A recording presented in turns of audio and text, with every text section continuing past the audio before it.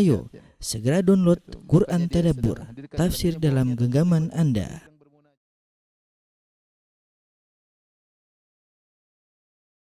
Bismillahirrahmanirrahim. Assalamualaikum warahmatullahi wabarakatuh. Alhamdulillahi ala ihsani wa syukru lahu ala taufiqihi wa amtinani wa asyhadu an la ilaha illallah wahdahu la syarika lahu ta'ziman li sya'ni wa asyhadu anna Muhammadan abduhu wa rasuluhu da'ila ridwani. Allahumma shalli alaihi wa ala alihi wa ashabihi wa ikhwani. Ikhwan dan akhwat yang dirahmati Allah Subhanahu wa taala, rekan-rekan yang dirahmati Allah Subhanahu wa taala. Pada kesempatan kali ini kita sama-sama belajar ya. Saya juga belajar tentang ayat-ayat adab dalam Al-Quran. Tentunya tidak semua karena ayat-ayat adab dalam Al-Quran sangat banyak ya. Dan kita sama-sama sadar bahwasanya kita butuh dengan yang namanya adab ya. Bagaimana para ulama dahulu mereka memperhatikan masalah adab. Sampai-sampai Al-Imam Ibnul Mubarak rahimahullah pernah berkata, "Talabtul adab 30 sanah wa talabtul ilma 20 sanah." Aku mempelajari adab 30 tahun dan aku belajar ilmu 20 tahun ya. Aku belajar adab 30 tahun dan aku belajar ilmu 20 tahun. Ini adalah perjuangan luar biasa bagaimana para ulama dahulu sengaja mempelajari adab bahkan lebih daripada mempelajari ilmu ya. Kemudian juga beliau berkata, "Nahnu ila qalilin minal adab ahwaj ilaina ila katsirin minal ilm." Kita ini membutuhkan sedikit adab lebih penting daripada keperluan kita kepada kebanyakan ilmu ya. Demikian juga Ibnu Sirin berkata, "Kanu yata'allamuna al-hadya kama yata'allamuna al-ilm." Bahwasanya mereka dahulu para salaf belajar al-hadyu itu belajar adab ya sebagaimana mereka mempelajari ilmu. Intinya perkataan salaf tentang hal ini sangatlah banyak yang menunjukkan perhatian mereka terhadap adab ya, karena adab itulah yang merupakan praktek keseharian, dia merupakan buah daripada ilmu. Ketika seorang hanya mempelajari ilmu, tidak mempelajari penerapannya, tidak melihat orang menerapkan ilmu tersebut, bisa jadi dia tidak tahu bagaimana menerapkan ilmu tersebut. Ya, karena kenyataannya kita kalau hanya pelajari ilmu, ya, tanpa kita lihat contoh nyata yang praktekannya, tanpa kita berusaha mempraktekannya, terkadang ilmu itu hanya sebagai wawasan. Maka wajar jika kita mendapati diri kita atau yang lainnya memiliki ilmu namun tidak beradab. Tidak beradab, dan itu terjadi. Apakah tidak beradab kepada orang tua, apakah tidak beradab kepada pasangan hidup ya. Sebagian orang ilmunya oke, tapi tidak beradab terhadap istrinya. Sebagian wanita, masya Allah ya, semangat menuntut ilmu ya, kajian di mana-mana dikejar, tapi sama suami tidak beradab sama sekali ya. Bahkan sebagian orang demikian juga tidak beradab terhadap tetangganya. Sebagian orang tidak beradab kepada gurunya. Terkadang terjadi muamalah di antara kawan-kawan, tidak ada adab sebagai adab pedagang ya. Adab tidak ada, padahal kalau dilihat dari penampilan oke, sudah nampaklah sudah lama ikut pengajian misalnya ya. Oleh karenanya sebagaimana kita mengkhususkan waktu untuk ilmu, kita juga mengkhususkan waktu untuk mempelajari adab. Karena ini penting ya. Penting dalam kehidupan keseharian kita lebih menunjukkan adab kepada orang yang kita berinteraksi dengannya. Maka pada kesempatan kali ini saya sengaja memilih tema yang berkaitan dengan adab ya.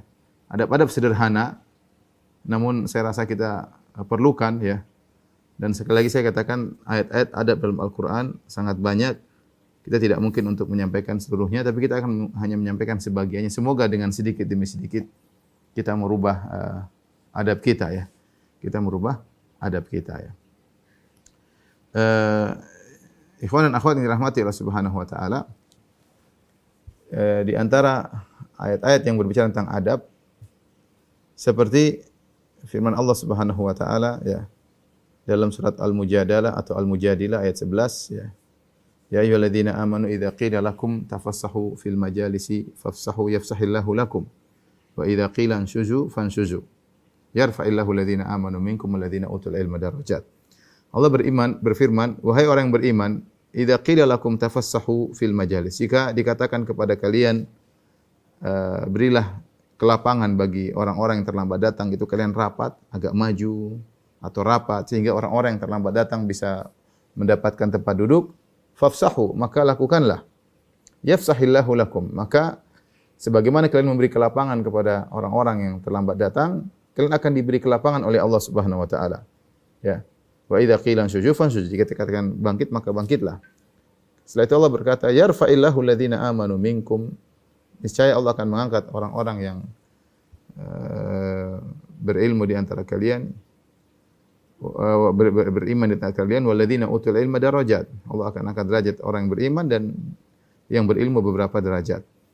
Ayat ini salah satu ayat adab yang penting, ya, terutama ketika kita berinteraksi dalam ruang kajian atau ruang pertemuan. Ya. Ini berkaitan dengan majelis yang berkah, ya, majelis ilmu atau majelis misalnya rapat, ya, atau yang penting majelis-majelis yang disyariatkan, ya, mencakup seluruh majelis yang disyariatkan.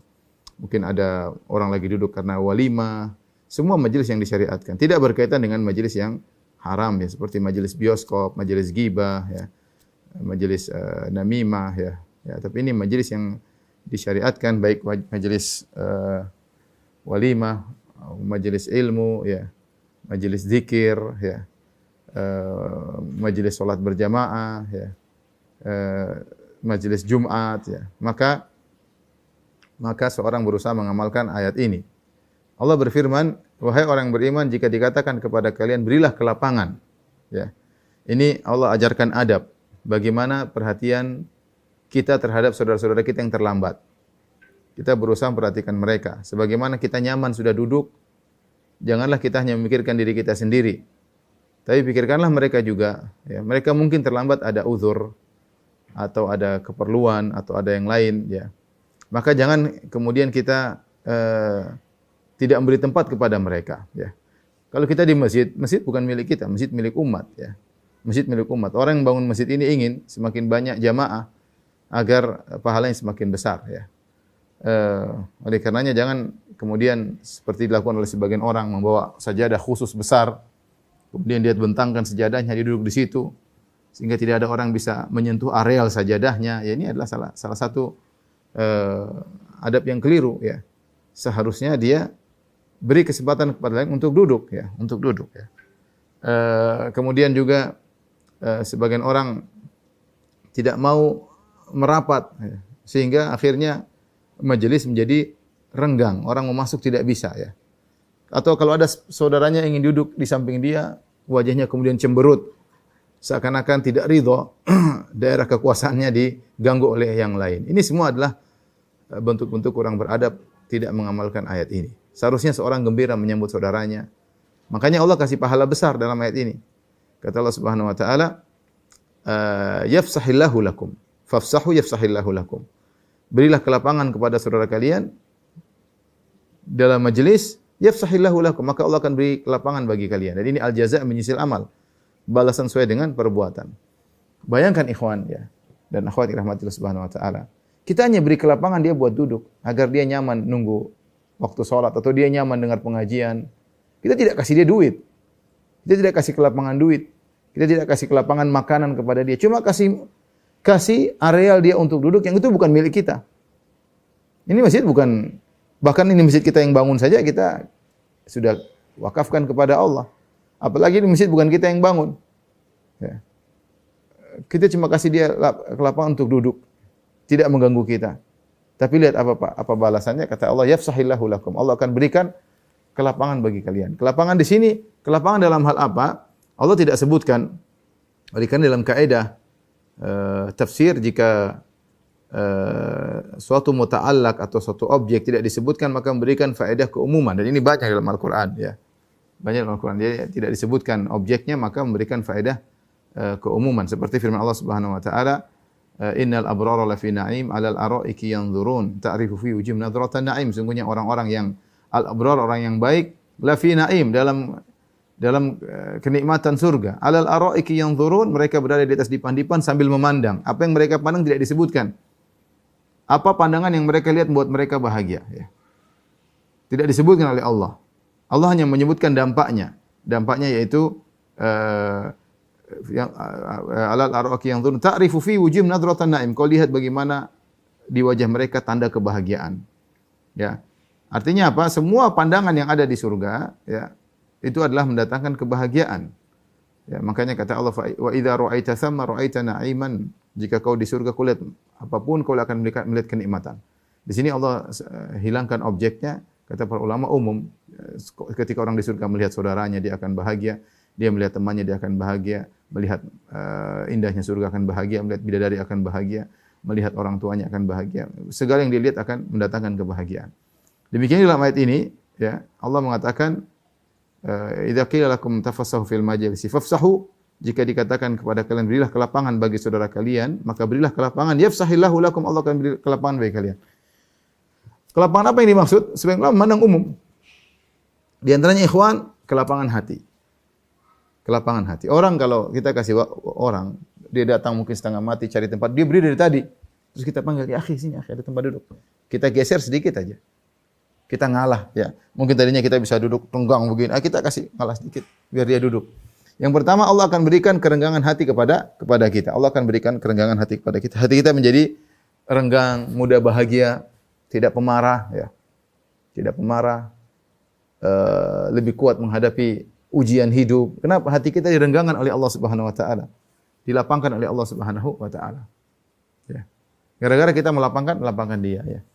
Jadi itu kenyataan. Coba kalau kita misalnya, saya sering menyampaikan contoh ini, misalnya kita sholat Jumat, padat, ada orang mau masuk. Kita punya dua sikap. Sikap pertama kita agak menyempit, kita bilang, "Ya, masih ada waktu. Masih ada sini masih ada tempat." Subhanallah, bagaimana dia bahagia. Allah jadikan hati kita bahagia ketika itu. Kenapa? Kita berikan dia kesempatan untuk berdiri di samping kita. Ya. Kita ngalah, ya, mungkin dia keringatan, mungkin dia apa. Tapi ini tidak terluput dari pandangan Allah. Ini adab. Allah suruh kita beradab. Kita kasih dia tempat. Tapi coba antum bayangkan sebaliknya, misalnya kita masih luas, kaki masih luas. Tahu ada orang yang mau masuk, kita malah lebarin kaki kita supaya dia enggak masuk. Kita jengkel lihat dia jengkel lihat kita. Hati kita jadi sempit. Jadi sempit. Semakin sombong, angkuh, suka marah-marah, tidak sabar. Kenapa hati kita jadi sempit? Karena kita tidak beri kelapangan kepada saudara kita.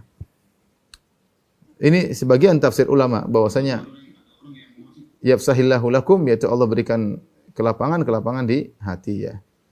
Kemudian juga bukan cuma kelapangan di hati, ya. Kelapangan para ulama mengatakan di alam barzakh, di alam kubur. Bukan ke alam kubur sempit, ya. Dalam kegelapan alam kubur itu tidak ada azabnya pun sudah penderitaan tersendiri. Ya. Sempit, tidak ada teman, kemudian gelap, ya. Tapi kalau seorang beri kelapangan bagi saudaranya di dunia, Allah akan beri kelapangan bagi dia di alam barzakh, ya. Dan kelapangan rezeki dan yang lainnya. Umum, ya. Makanya ayat ini kelihatannya sepele, tapi kalau kita niatkan karena Allah, makanya kita ingat, Allah nyuruh. Dan sejauh mana kita menjalankan ayat ini karena kita tahu ini perintah Allah, Allah akan berikan sejauh itu pula kelapangan bagi kita, ya. Coba praktekkan, insyaallah kita. Ini bayangkan, maksud saya, lihat bagaimana ganjaran tidak sebanding dengan apa yang kita lakukan. Cuma kasih kelapangan tempat aja kita dapat ganjaran luar biasa dari Allah.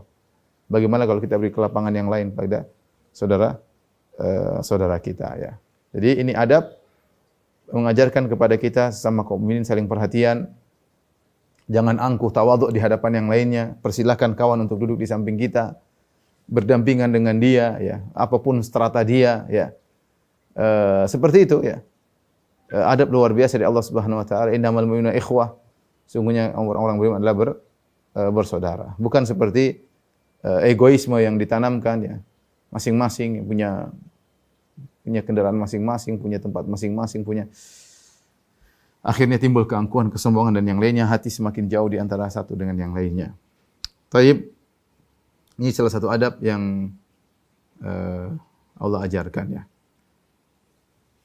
Kemudian di antara adab yang Allah ajarkan juga dalam surat An-Nisa, ya.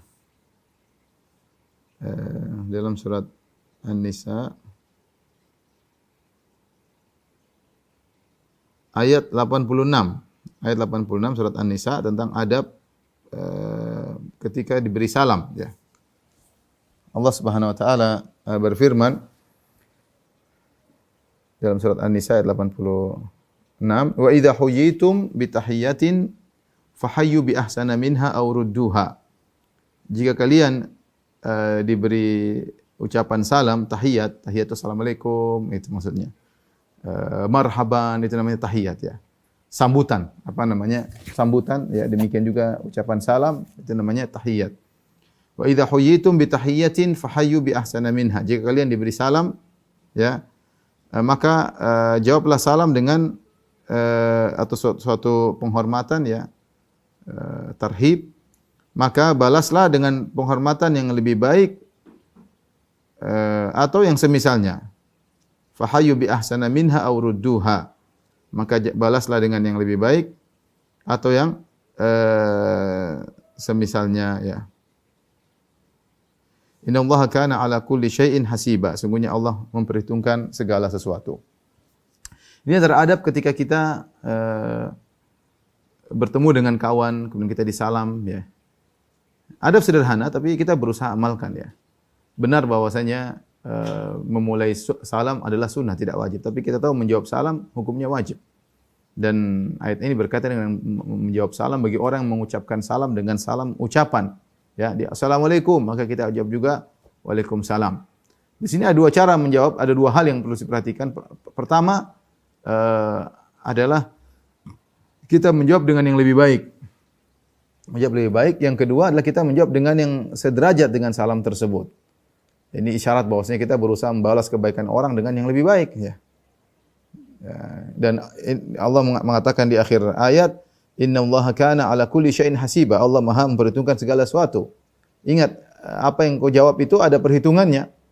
Tidak akan lalai di sisi Allah Subhanahu wa taala. Contoh, seorang datang mengucapkan assalamualaikum warahmatullahi ya. Dia datang kemudian dia perhatikan wajah kita, dia senyum ya. Maka ketika kita menjawab, kalau bisa lebih baik daripada apa yang dia ucapkan. Dan lebih baik ini dari sisi apa? Dari sisi lafal, karena salam adalah doa.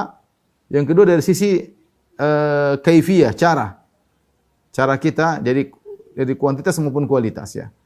Cara kita menjawab salam tersebut. Sebagian orang kalau dia dengan senyum memberi salam kepada kita, maka kita berusaha membalas dengan senyum juga. Kalau dia beri salam dengan semangat, kita juga bisa berusaha menjawab salam dengan apa? Dengan semangat ya, dengan semangat. Kalau dia mengatakan assalamualaikum warahmatullahi, kalau bisa kita jawab lebih baik, waalaikumsalam warahmatullahi wabarakatuh. Tapi kalau dia sudah lengkap, assalamualaikum warahmatullahi wabarakatuh, maka tidak lagi yang lebih lengkap daripada itu. Kita jawab seperti itu. Waalaikumsalam warahmatullahi wabarakatuh. Ya, makanya disampaikan oleh Syekh Utsaimin rahimahullahu taala bahwasanya ketika kita menjawab salam bukan cuma dilihat pada kuantitas doa yang kita ucapkan, kualitas kita ketika menyambut tahiyat tersebut ya. Sama kalau kita ketemu orang marhaban, masya Allah, kita berusaha ya, kita juga berusaha ramah. Jadi bukan masalah salam saja, masalah penghormatan, masalah tahiyat, masalah penyambutan. Ya kita berusaha. Kalau mereka nyambut kita dengan baik, kita juga berusaha menyambutkan dengan kegembiraan kepada mereka. Ini kelihatannya sepele, tapi Allah sebutkan innallaha kana ala kulli syai'in hasiba. Allah Maha memperhitungkan segala sesuatu. Ya. Sama, kita diajarkan dengan menyebarkan salam, saling mencintai di antara kaum muslimin. Sebagian orang ketika kita salami jawabnya dengan cuek ya. Kita assalamualaikum, dia tidak lihat kita misalnya. Waalaikumsalam, misalnya dia tidak melihat. Ya. Kita assalamualaikum warahmatullahi wabarakatuh. Waalaikumsalam, ya. Tanpa uzur, kalau ada uzur kita beri uzur ya.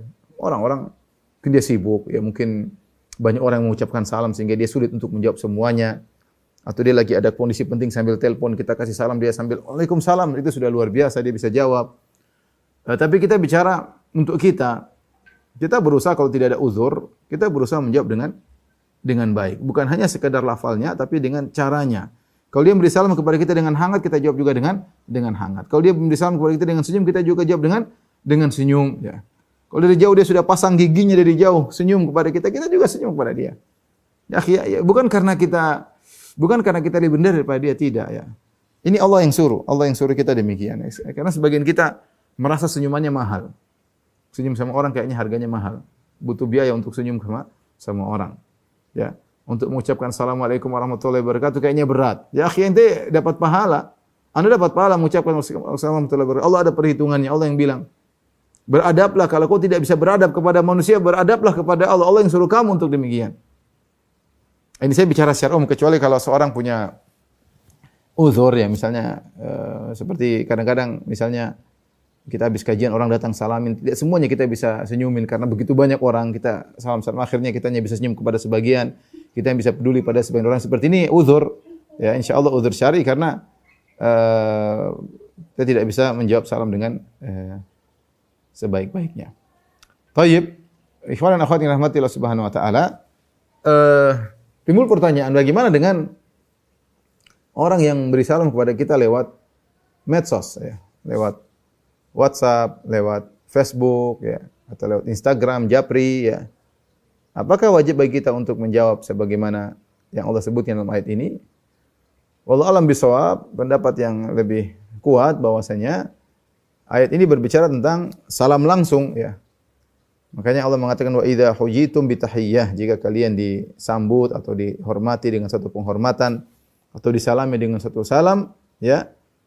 Langsung itu assalamualaikum atau marhaban bikum, ahlan ahlan, maka masya Allah selamat datang, ya kita berusaha untuk bisa membalas dengan lebih baik atau yang semisalnya. Tapi kalau ternyata dia beri ucapan salam berupa tulisan, maka tidak jalan dengan ayat ini. Jadi syariat membedakan antara ucapan dengan tulisan, ya. Ketika kita bicara secara detail, ucapan dengan tulisan memang ada perbedaan, ya. Ada perbedaan. Oleh karena sebagian ulama mengatakan orang yang ada khilaf tentang masalah orang menceraikan dengan tulisan. Apakah hukumnya jatuh cerai, talak, ataukah tulisan merupakan kinayah? Ada khilaf di kalangan para ulama. Ada yang mengatakan tulisan sama dengan perkataan. Ada yang mengatakan tidak, tulisan adalah kinayah. Beda dengan ucapan. Kinayah artinya kalau seorang ingin menceraikan istrinya, dia tulis, dia harus punya niat. Kalau dia berniat untuk menceraikan maka jahat. Tapi kalau dia tidak berniat, hanya nakut-nakuti misalnya, meskipun dia mengatakan saya ceraikan kamu, maka tidak jatuh cerai. Ini menurut pendapat sebagian ulama, pendapat yang kuat, ya. Karena tentu berbeda dengan lafal yang tegas dengan tulisan. Tulisan adalah ibarat, mengungkapkan. Maka dengan demikian kalau ada orang beri salam kepada kita berupa tulisan, yang terbaik apa? Yang terbaik kita balas. Waalaikumsalam warahmatullahi wabarakatuh. Ahlan. Yang terbaik demikian. Ya. Tapi apakah wajib demikian? Ya. Jawabannya tidak wajib. Jawabannya tidak wajib. Kita boleh jawab dengan ucapan Waalaikumsalam meskipun tidak tulis. Karena dia doakan kita doain dia. Selesai. Allah sudah tahu kita mendoakan dia. Ya. Yang terbaik adalah kita jawab dengan tulisan. Waalaikumsalam warahmatullahi wabarakatuh, ya. Tapi terkadang kondisi tidak semudah yang kita bayangkan, ya.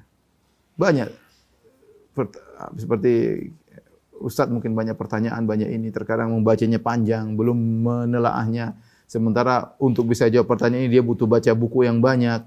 Sebagian orang menggampangkan, Ustadz kok enggak jawab, dipikir masalahnya mudah, padahal masalahnya mungkin bagi dia mudah ini bagi Ustadz. Tapi bagi Ustadznya ternyata ini berat. Ini menjawab antara surga dan neraka sehingga dia tidak bisa menjawab, dia harus butuh. Ketika dia harus menjawab, dia harus mengkhususkan waktunya, ya. Mengkhususkan waktunya sehingga akhirnya mungkin istrinya terbengkalai, anaknya terbengkalai. Demikian juga mungkin ada orang-orang yang sibuk sehingga banyak. Nah, saya sering orang mengeluh, Ustaz ini banyak orang datang ganggu lewat WA, dia tahu nomor kita, dia ganggu, asal masuk, asal ini dan cerita. Maka kalau sudah sampai pada tahap gangguan, mengganggu privasi kita enggak usah jawab. Ya. La dharar wala dhirar. Tidak boleh kita beri mudarat kepada diri sendiri, tidak beri mudarat kepada orang lain, ya. Kalau kita merasa mendapatkan mudarat di luar kemampuan kita, enggak usah, ya. Ya. Karena kita hidup dengan berbagai macam kebutuhan, banyak hak yang harus kita tunaikan, ya. Ya. Ada orang yang Masya Allah 24 jam pegang HP itu, 24 jam, ya. Kenapa saya bilang 24 jam? Karena dia tidur juga pegang HP 24 jam. Bangun tidur pegang HP, ke WC bawa HP 24 jam mungkin atau 25 jam kalau bisa. Jadi bagi dia Masya Allah waktu terbuang-buang, mau WhatsApp, mau 1000 kelok, mau 10 grup, 50 grup, gampang bagi dia, ya. Tapi sebagian orang enggak. Sebagian dia pegang HP pada waktu tertentu saja, ya. Jadi kalau kita punya waktu, ada orang beri salam, kita jawab dengan baik, bahkan lebih baik itu yang terbaik, ya. Tapi kalau ternyata kita terganggu, maka kita bisa jawab dengan lisan, perlu kita jawab kalau memang kita terganggu, ya. Dan masing-masing kita tahu kita berusaha berbuat baik sama saudara kita, ya, kecuali ada kemaslahatan yang lain. Baik, ikhwan dan akhwat yang rahmatillah subhanahu wa taala, di antara adab yang Allah ajarkan adalah dalam surat An-Nur, ya, ayat 27. Surat An-Nur ayat 27, ya. Tentang adab minta izin, ya. Allah Subhanahu wa taala berfirman, "Ya ayyuhalladzina amanu la tadkhulu buyutan ghayra buyutikum hatta tasta'nisu wa tusallimu ala ahliha. Dzalikum khairul lakum la'allakum tadhakkarun." Kemudian ayat 28, "Fa illam tajidu fiha ahadan fala tadkhuluha hatta yu'dzana lakum wa in qila lakum irji'u farji'u huwa azka lakum wallahu bima ta'maluna alim." Ya. Kata Allah Subhanahu wa taala,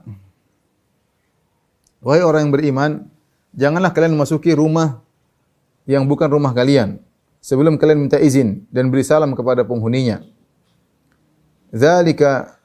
Dzalikum khairul lakum, itu lebih baik bagi kalian, la'allakum tadhakkarun, agar kalian ingat. Fa illam tajidu fiha ahadan, jika kalian ternyata di rumah tersebut tidak mendapati seorang pun, fala tadkhuluha, maka jangan kalian masuk. Mentang-mentang enggak ada orang kalian masuk, enggak boleh. Hatta yu'dzana lakum, sampai diizinkan bagi kalian untuk masuk. Wa in qila lakum irji'u, kalau disuruh pulang enggak ada waktu, farji'u, maka pulanglah. Huwa azka lakum, dan itu lebih bersih bagi kalian. Wallahu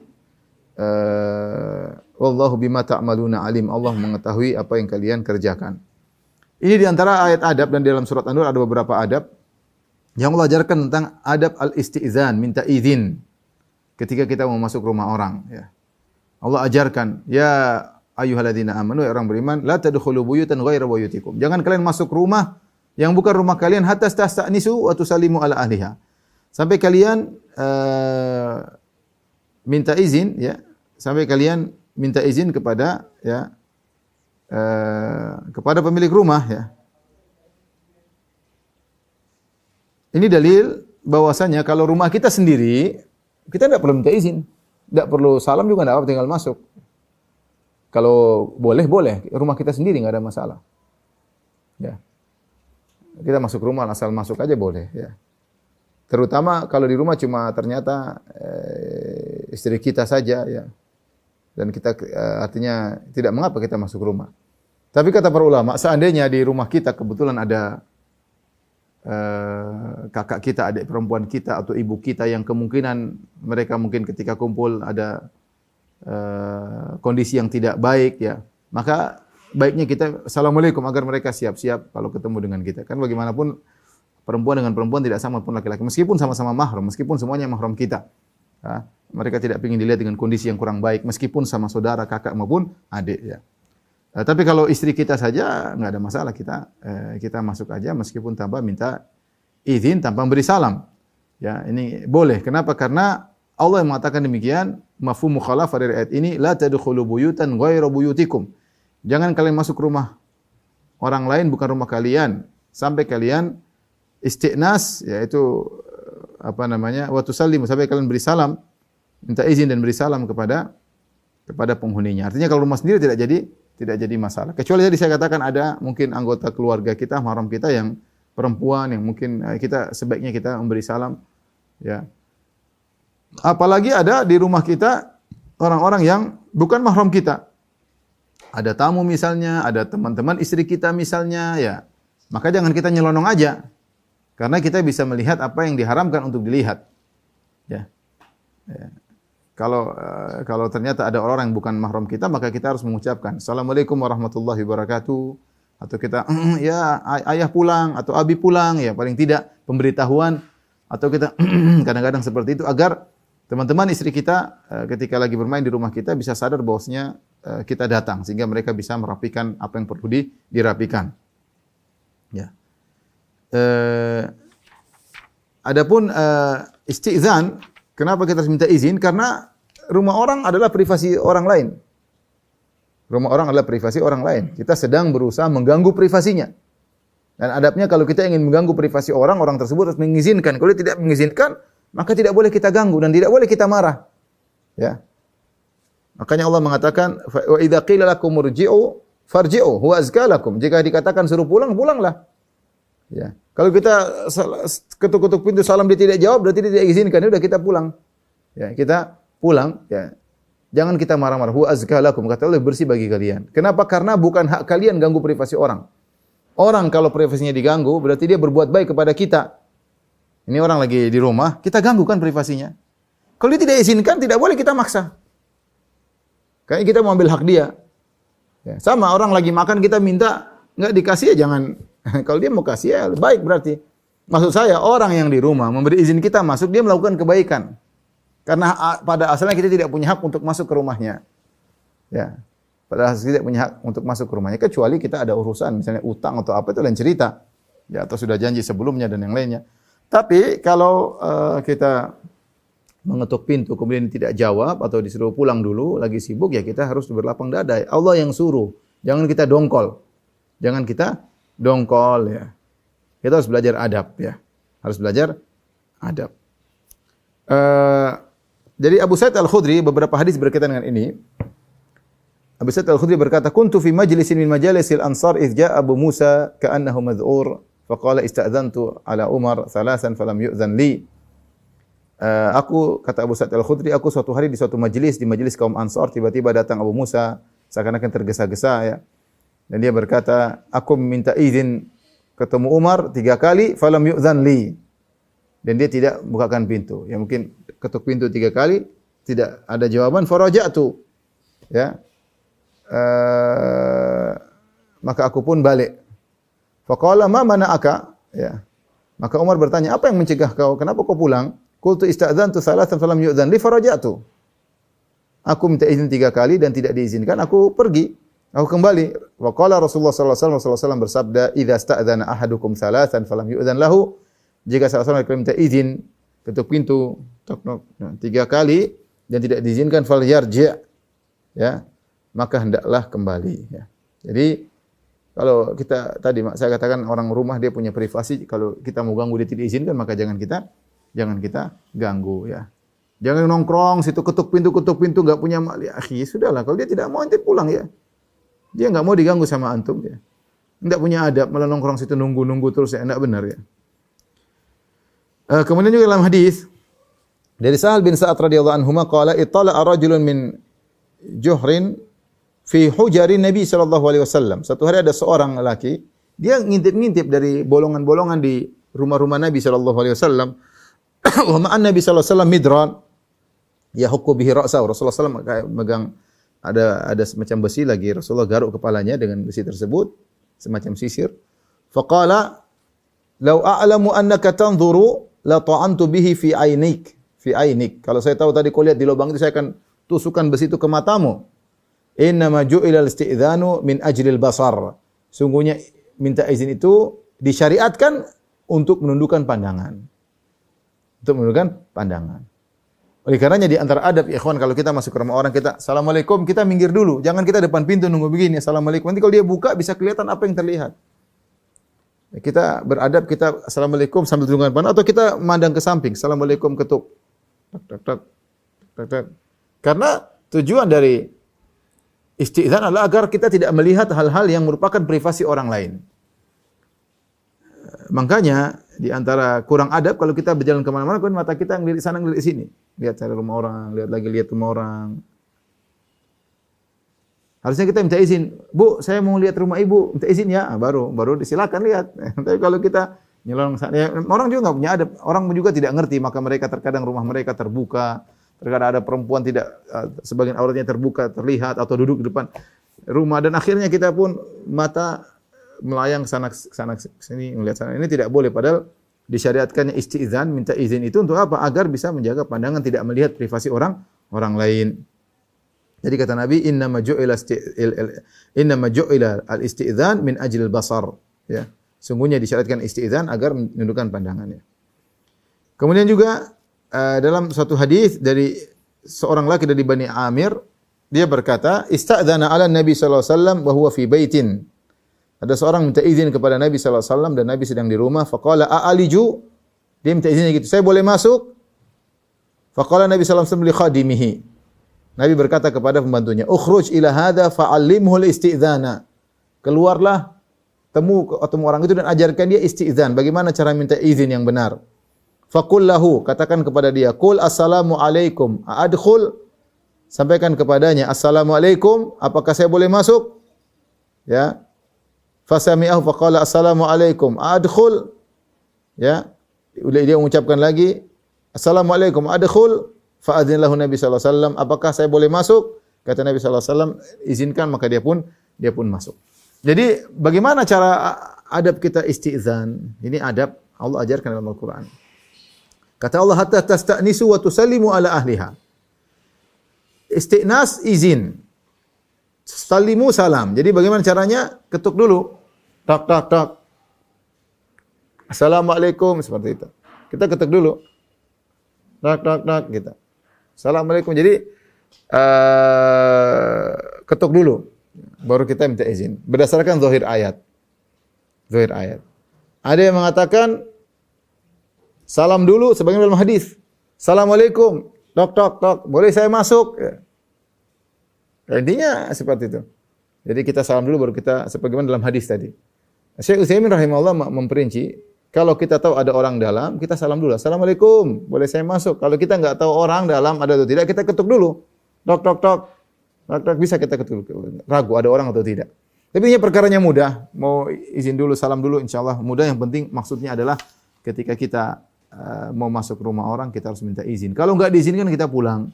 Ya. Kalau enggak diizinkan, maka kita pulang. Kemudian kata Allah Subhanahu wa taala setelah itu ya. Fa illam tajidu fiha ahadan, kalau ternyata kalian ketuk pintu enggak ada orang, fala tadkhuluha, maka jangan nekat masuk. Enggak ada orang nih. Masuk aja deh, enggak boleh. Orangnya enggak ada, yang punya rumah enggak boleh, kita enggak boleh masuk.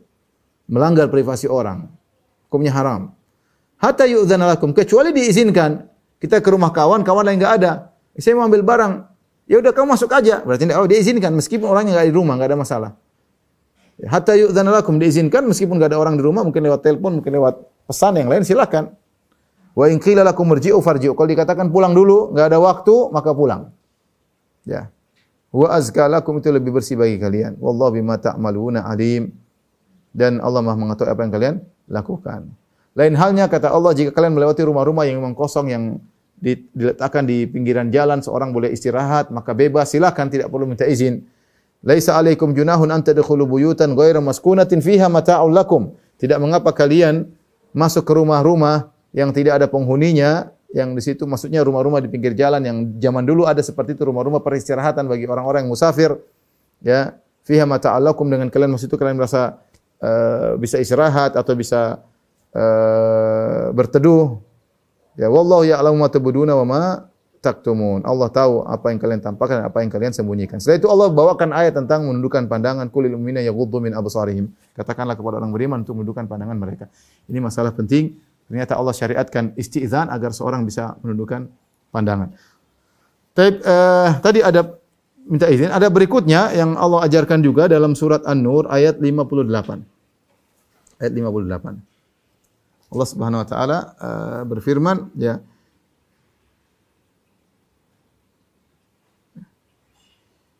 Ya ayyuhalladzina amanu, ya, wahai orang-orang yang beriman, liyasta'dzinkumul ladzina malakat aymanukum. Hendaknya budak-budak kalian, lelaki dan wanita yang kamu miliki, walladzina lam yablughul huluma minkum, demikian juga anak-anak yang belum dewasa, hendaknya mereka minta izin. Salasa marrat, minta izin kepada kalian tiga waktu. Min qabli salatil fajri, ketika sebelum salat subuh, wa hina tada'una thiyabakum min adh-dhahirah, ketika kalian meletakkan baju kalian di waktu siang hari, wa min ba'di salatil isya, dan setelah salat isya. Salasu auratil lakum, inilah 3 aurat kalian. Laisa alaikum wala alaihim junahun ba'dahun, tidak mengapa bagi kalian bagi mereka setelah itu tidak usah minta izin setelah 3 waktu tersebut. Enggak usah minta izin. Tawafuna alaikum ba'dukum ala ba'd, karena mereka sering bertemu dengan kalian, muter-muter di rumah kalian, anak-anak maupun budak-budak. Kadzalika yubayyinullahu lakumul ayati wallahu alimun hakim. Demikianlah Allah mengajarkan kepada kalian ayat-ayat agar kalian, dan Allah Maha mengetahui dan juga Maha bijak. Wa idza balagal atfalu minkumul hulum, kalau anak-anak sudah dewasa, falyasta'dzinu kama sta'dzana alladziina min qablihim. Maka kalau mereka sudah dewasa, mereka minta izin sebagaimana orang sudah dewasa. Kadzalika yubayyinullahu lakum ayati wallahu alimun hakim. Demikian Allah menjelaskan ayat-ayatnya dan Allah Maha mengetahui lagi Maha bijak. Ayat ini maksudnya gimana? Maksudnya Allah mengajarkan kalau kita di rumah, dan di rumah mungkin rumah ada budak-budak, ada anak-anak yang belum balik. Pada asalnya mereka kalau ketemu kita enggak usah minta izin, kecuali 3 waktu. 3 waktu ini kenapa butuh izin? Sekali lagi karena pandangan. Salasu auratil lakum, 3 waktu tersebut min qabli salatil fajri wa hina tad'una thiyabakum min adh-dhahira wa ba'di salatil isya. Yang pertama sebelum salat subuh, ya sebelum subuh orang mungkin tidur, bangun, mungkin tersingkap auratnya, jadi sangat mungkin ya. Kemudian wa hina tad'una thiyabakum min adh-dhahira, siang hari biasanya orang qailulah. Orang kebiasaan orang Arab mereka tidur siang sebelum zuhur atau setelah zuhur. Ya, qailulah, namanya qailulah orang meletakkan baju dan dia tidur, namanya di tempat tidurnya mudah sekali untuk tersingkap. Zaman dulu mungkin celana tidak seperti kita, gampang tidak tersingkap. Zaman dahulu mungkin ikatannya kurang kokoh atau apa, jadi mungkin saja tersingkap atau mereka melepaskan baju mereka ya. Ba'da salatul isya, dan setelah malam hari ketika mau tidur, orang bisa buka baju kemudian apa? Tidur. Dan ini dalil kata para ulama bahwasanya seorang boleh kalau kebutuhan dia buka bajunya meskipun auratnya terlihat ya, karena ada keperluan misalnya tadi ingin tidur dan yang lainnya, tidak jadi masalah ya. Dan ini juga dalil bahwasanya anak-anak harus diajari ya, liyasta'dzinkumul ladzina malakat aymanukum wal ladzina lam yablughul huluma minkum ya. Hendaknya anak-anak juga minta izin kepada kalian. Kita ajari anak-anak kalau masuk minta izin ya, ketuk pintu kayak apa kayak. Dan ini juga dalil bahwasanya seorang tidak menampakkan auratnya di hadapan anak-anak ya. Jangan menggampangkan menampakkan auratnya. Orang tua nampakkan auratnya kepada laki-lakinya, anak perempuannya, jangan ya. Makanya disyariatkan minta izin agar anak beradab. Jadi kalau sebelum subuh, waktu tidur siang, dan malam hari kalau mau ketemu ya ketuk pintu. Bu, ayah ya, diajarin. Ya, jangan, karena kalau mereka nyelonong masuk khawatir terlihat aurat apa yang terlihat. Kata para ulama kecuali kita izinkan, memang kita izin, contohnya kita angkat sitar. Sitar kita angkat terbuka sehingga orang tahu bahwa anak-anak kita tahu boleh lalu lalang di situ. Atau pintu kita buka menunjukkan boleh lalu lalang, izinkan.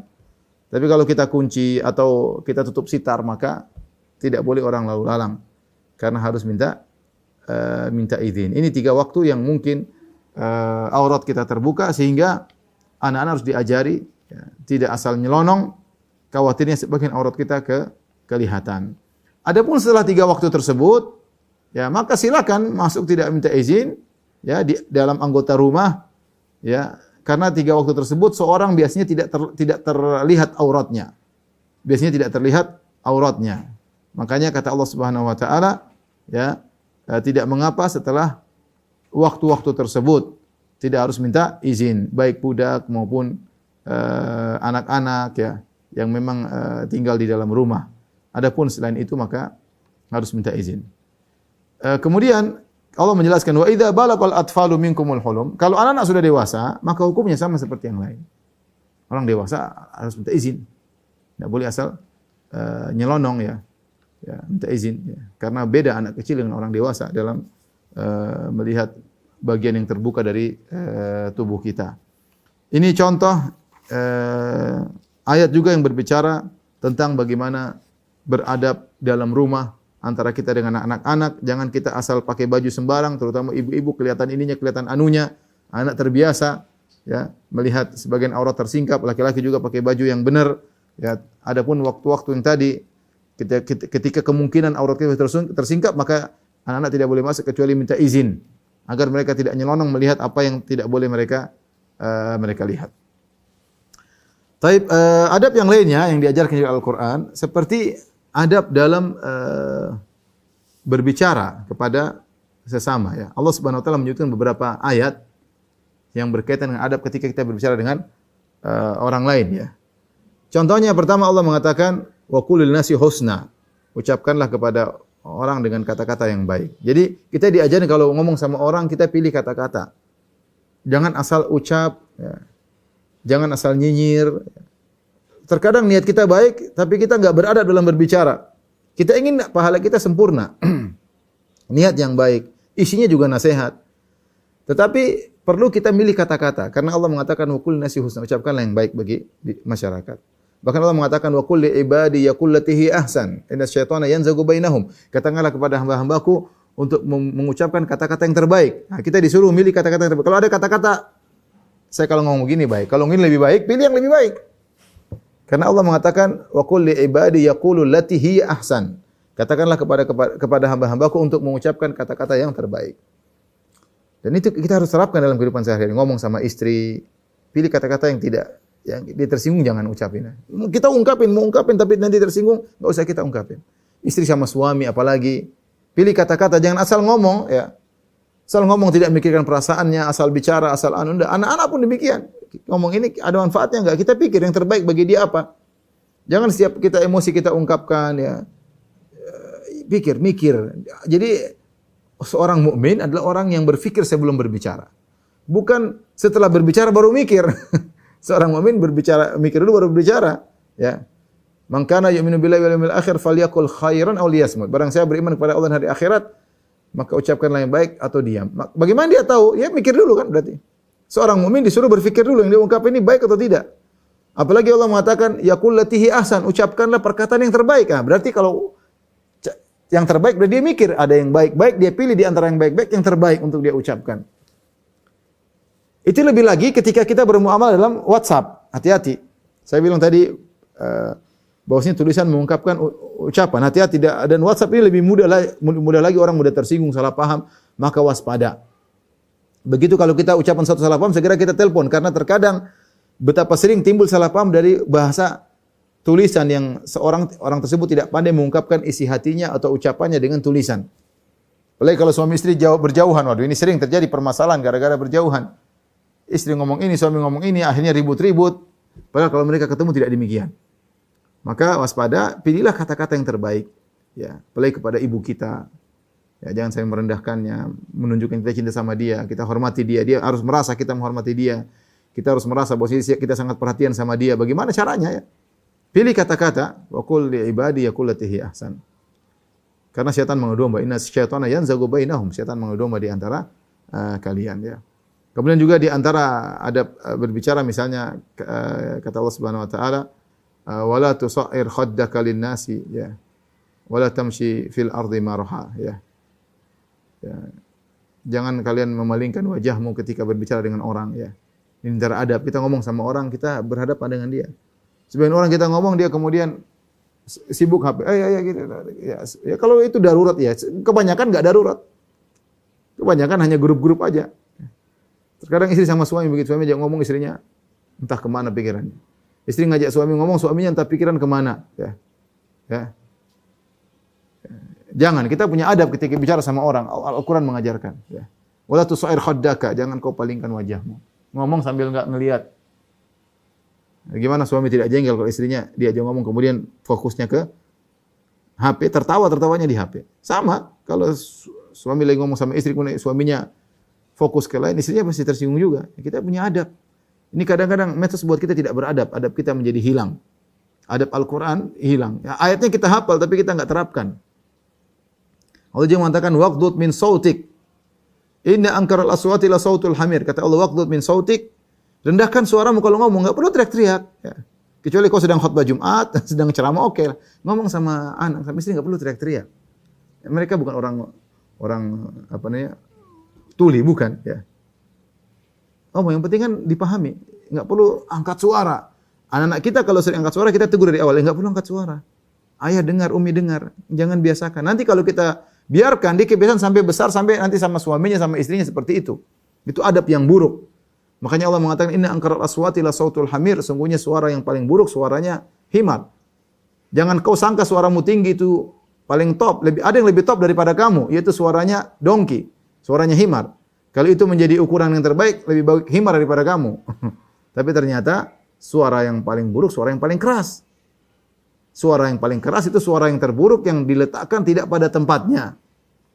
Lain kalau kita sedang khutbah, kita sedang, ya itu lain cerita. Tapi tadi saya katakan, kita bicara keras pada pasangan kita, kepada anak kita, pada apalagi orang tua kita, waliyadzubillah, tidak pada tempatnya, maka itu bukan adab dalam berbicara, bukan adab dalam berbicara. Taib ikhwan dan akhwat yang dirahmati Allah itu di antara tadi adab dalam berbicara yang terakhir yang saya sampaikan pada kesempatan kali ini ya.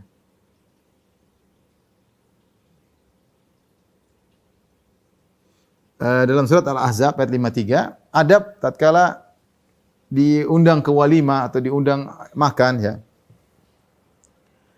Allah Subhanahu wa taala berfirman, "Wa idza du'itum fadkhulu fa idza ta'imtum fantashiru wa la musta'nisina li hadits." Ini Kata Allah, jika kalian dipanggil, maka masuklah ke rumah untuk makan. Ada undangan walimah. Fa idza ta'imtum, kalau kalian sudah makan, fantashiru, maka pergilah. Wala musta'nisina li hadis, jangan ngobrol terus kalau memang pengundangnya tidak berkenan ya. Ini ayat berkaitan dengan walimahnya Zainab bintu Jahsyin. Ketika Rasulullah SAW menikah dengan Zainab bintu Jahsyin, Rasulullah bikin walimah. Tapi orang-orang sudah nunggu, sebelum waktunya makan mereka sudah tunggu. Ada yang sudah masuk rumah sehingga membuat gelisah orang yang masak. Sudah pada nungguin, ya gelisah. Belum waktunya dipanggil. Waktunya dipanggil mereka datang, makan, setelah makan ngobrol lama. Ini walimah, Rasulullah SAW mau berduaan sama istrinya, kayak ada Zainab bintu Jahsyin harus tidak bisa melihat mereka, lihat ke tembok. Sampai Rasulullah SAW keluar, sebagian sahabat belum juga pergi. Ya Rasulullah bingung. Sampai Rasulullah mau suruh mereka pulang, kalian enggak enak. Rasulullah SAW malu sama mereka. Sampai Allah akhirnya turunkan ayat menegur mereka dalam adab memenuhi undangan. Walimah atau undangan-undangan yang lainnya. Ya ini perlu ya. Di antara adab ikhwan dan akhwat yang rahmatillah subhanahu wa ta'ala, kalau kita belum dipersilahkan makan, jangan kita nyelonong makan. Jangan nyelonong makan. Ini pertama. Yang sebelumnya, kalau kita waktu di undangan jam 12, jangan kita datang jam 11. Jangan. Karena itu merepotkan, namanya orang yang ngundang, dia butuh waktu untuk persiapan. Mungkin dia bilang jam 12, sudah jam 12, berarti dia sudah persiapkan segalanya. Nah kalau kita datang jam 10, kasihan, dia bingung. Belum siap. Dia mungkin pakaian belum siap, makan belum siap. Jadi gelisah, dia harus bagaimana?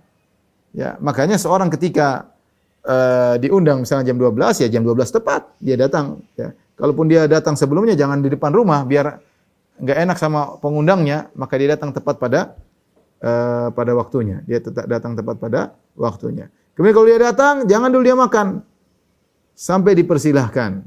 Ya, sampai dipersilahkan. Kemudian kalau sudah makan, jangan lama-lama ya. Orang masing-masing punya kesibukan ya. Saya tahu dulu kita punya sebagian guru, dia undang makan, tapi dia kasih waktu jam sekian. Makan siang ya, setelah makan siang jangan kita ngobrol sampai asar, sampai enggak, dia habis itu mau belajar, dia mau ngisi pengajian. Sebagian guru-guru kita ya, kita pergi, kita ngerti. Syukran Ustadz, kita pergi. Kita harus punya adab ya. Ya. Kalau dia sudah lihat jam, ngerti ya. Dia enggak, mungkin dia mau ngusir enggak enak, tapi kita harus paham. Orang kita harus peka. Belajar peka dalam kehidupan sehari, lihat peka. Gimana suami, peka sama suami, peka sama istri, peka sama teman ya. Peka sama tuan rumah, harus bisa nangkap ya. Kalau kita diundang makan, tuan rumah sudah lihat gini, sudah gelisah, kita masih saja santai, kemudian enggak pulang-pulang. Diundang makan siang, masa sampai undang makan malam ya, terus nunggu sampai malam, ini enggak benar ya. Jadi aturannya tadi ketika diundang. Kemudian diundang juga jangan ngajak orang. Allah mengatakan wa idza du'itum, kalau kalian diundang, dipanggil, ya berarti kalian doang, jangan ngajak orang yang tidak dipanggil. Kalau mau ngajak orang, minta izin sama orang tersebut. Dia undang, saya undang antum makan siang ya. Antum aja ya. Ya. Jadi ngerti kita yang diundang. Jangan bawa istri, bawa anak-anak 5, bawa semua ke sana ya. Dia enggak persiapan. Tuh ngajak teman sekantor ya, enggak persiapan, dia diundang semua. Enggak benar, enggak boleh. Di antara adab-adab ya. Adab-adab ketika kita menghadiri walimah. Taib ikhwan dan akhwat yang rahmatillah subhanahu wa ta'ala, inilah sedikit yang saya sampaikan pada kesempatan kali ini. Tentunya masalah adab masih banyak dalam Al-Quran. Mudah-mudahan sedikit adab ini bisa kita terapkan dalam kehidupan kita sehari-hari. Wallahu a'lam bishawab. Demikian saja yang saya sampaikan. Ya, kurang lebihnya saya mohon maaf. InsyaAllah kita bertemu di kesempatan yang lain. Wabillahi taufiq wal hidayah. Assalamualaikum warahmatullahi wabarakatuh.